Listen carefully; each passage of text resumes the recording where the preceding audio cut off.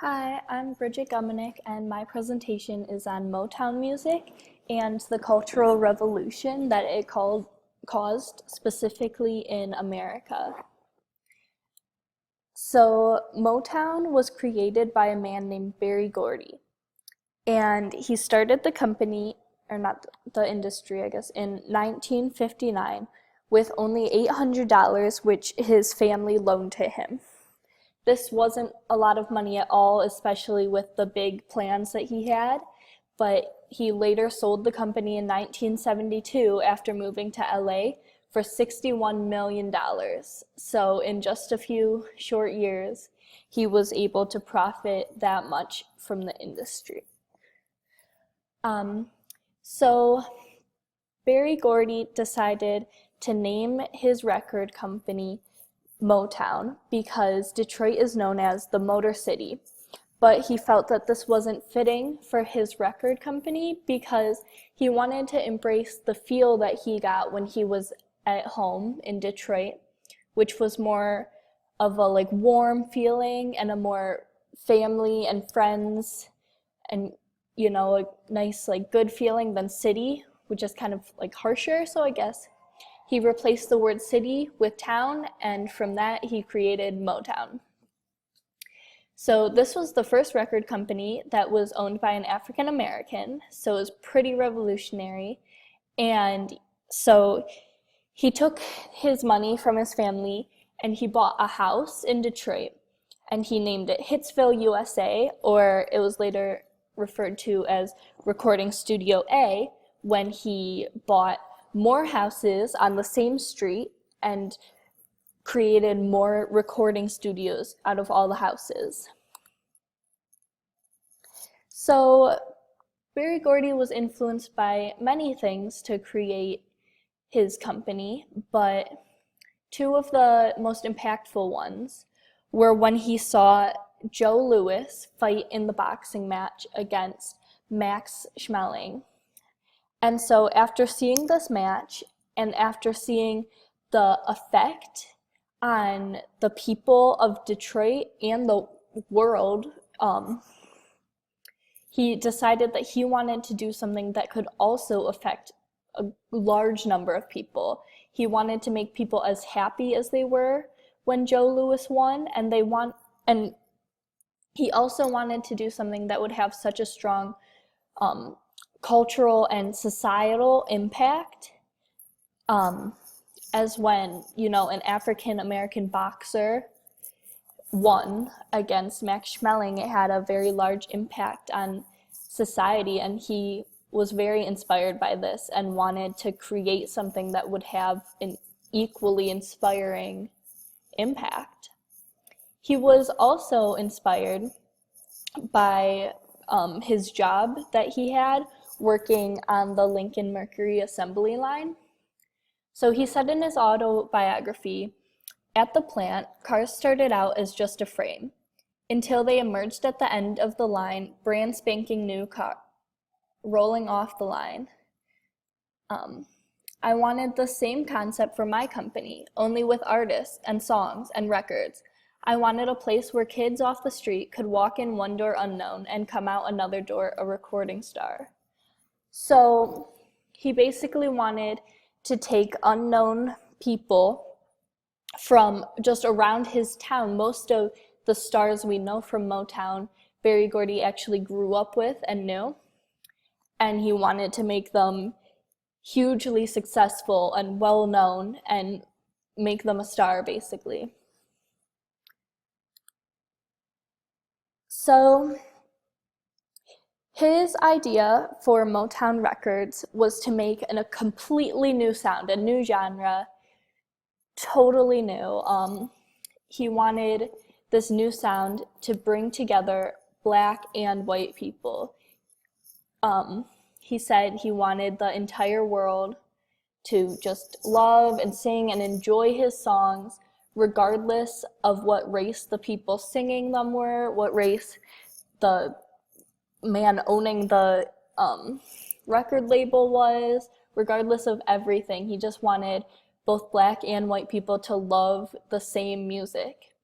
And then he thought, if everyone would love the same music, then they would have something in common. It would be more peaceful, people would be more accepting of one another.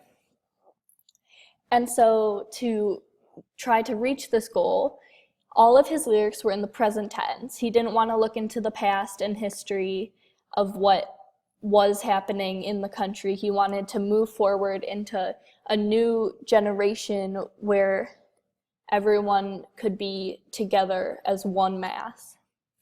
So the music is rhythmic bebop jazz. It's very happy, uplifting, dance music.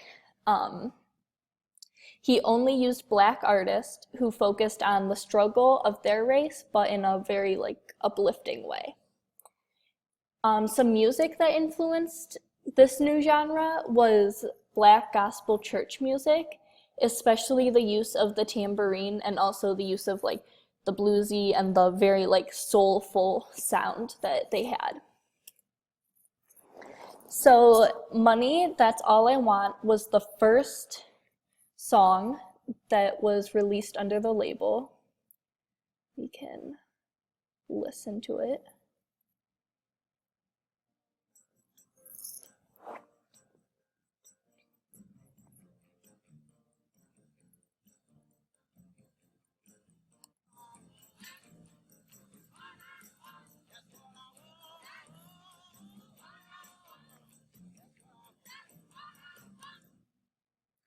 Okay, so that was just a little bit, but oops.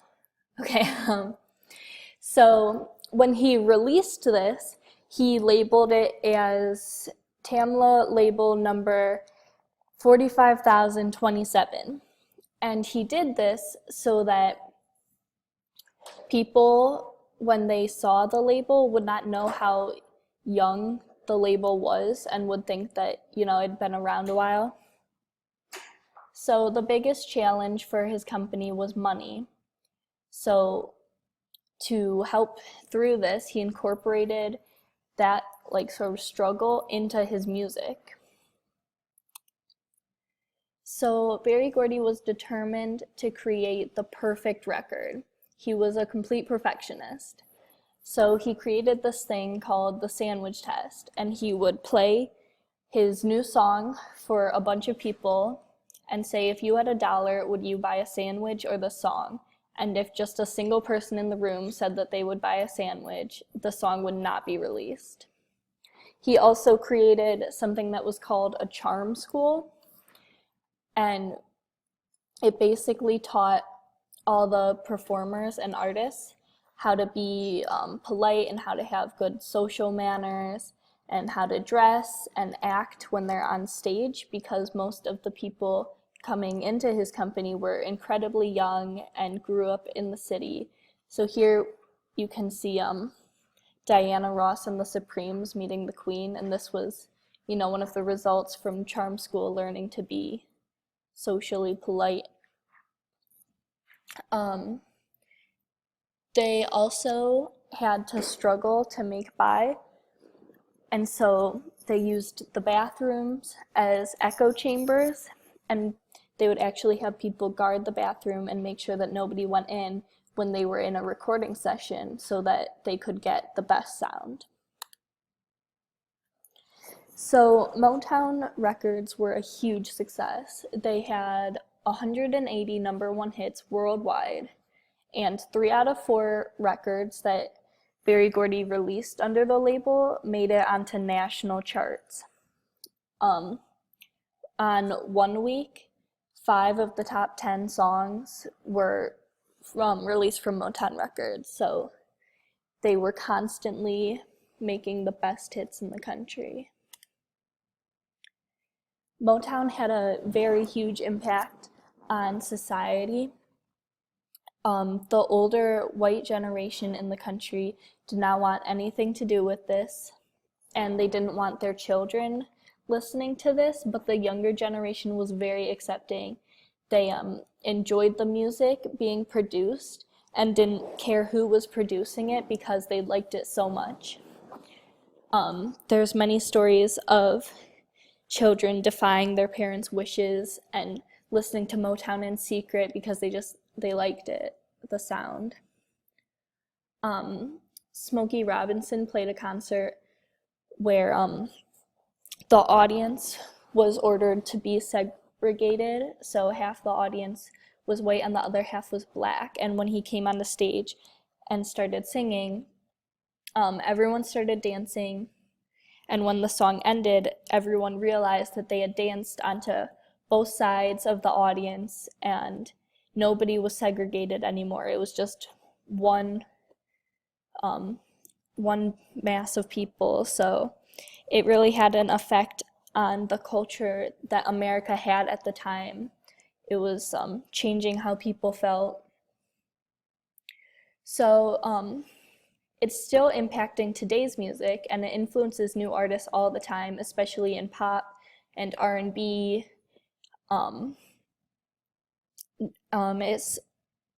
Motown music also is still alive today because new artists continuously make covers of old Motown songs, so the songs never die out.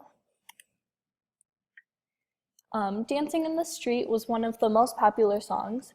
It was by Martha and the Vandellas. We can have a listen.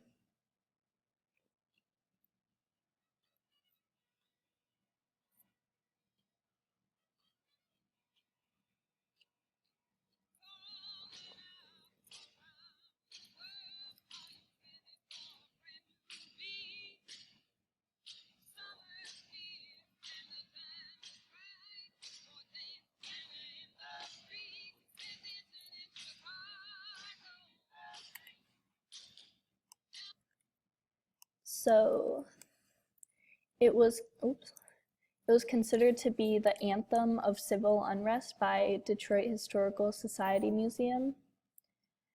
And it was basically just the theme of everyone coming together as one group, which was unified by music. So this was very powerful and impactful. It was very popular, which made it really impactful on everyone. So everyone kind of felt unified and like they were all together. And that's it. Thank you.